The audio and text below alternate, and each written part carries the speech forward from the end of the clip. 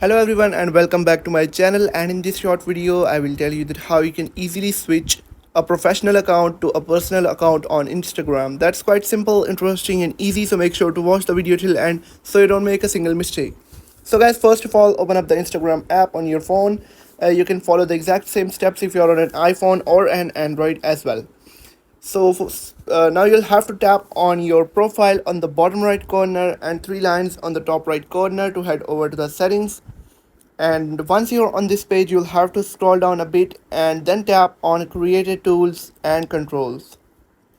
And it will take you to this page where you'll be able to find an option of switch account type on the bottom just above add new professional account right here. Tap on it and then tap on switch to personal account, and then again tap on switch to personal account.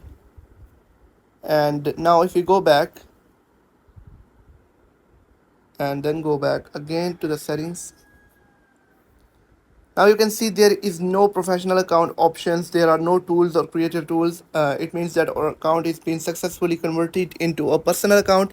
I hope you have found the video helpful. If you have found the video helpful, make sure to like the video and hit that subscribe button. And if you have any questions about the video, let me know in the comments.